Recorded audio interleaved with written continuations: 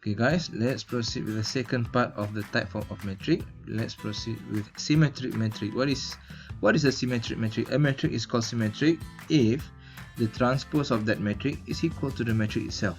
Even if you transpose it, it will still give you the same elements. For example, if you look at, let's try to look at this 2 by 2 a matrix 1 2 2 4. If you transpose it, when you put the first row, you put the first row to the first column, you'll still get 1 2 2 4. You put 2 4 at the second column, you'll still get, so it end up being the same matrix, right? Still be the same matrix. This is a kind of transpose, we call it symmetric matrix. The same goes for this one, right? If you transpose it, you will still get the same metric.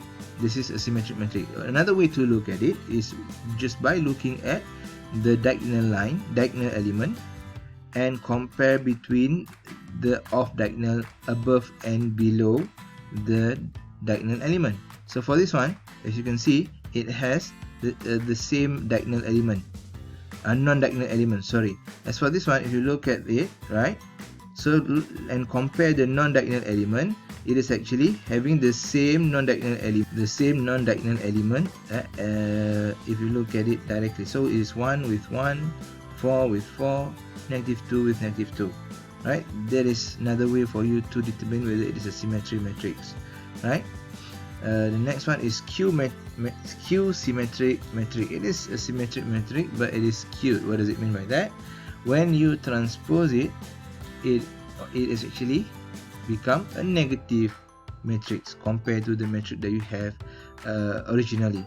So for example, if you look at this, okay, when you transpose it, it become this metric that being multiplied with negative value. That means that it is a symmetric, negative symmetric metric, or skewed symmetric metric.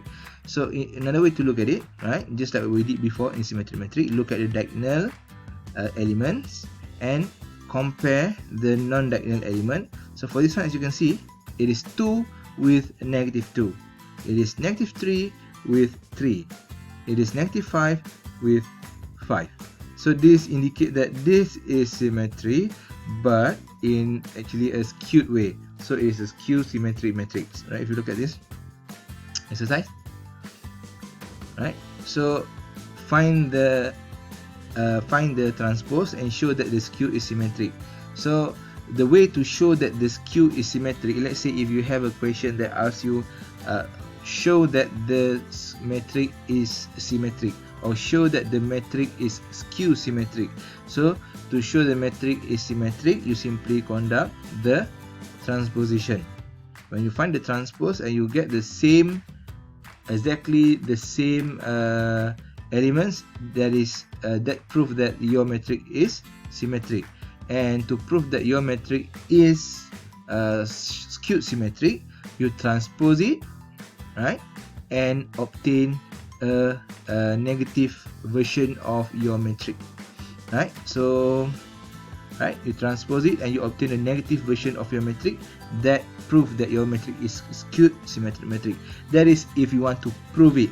But if you just want to recognize it, you can simply look at the diagonal and the value of non-diagonal, like I said before, right?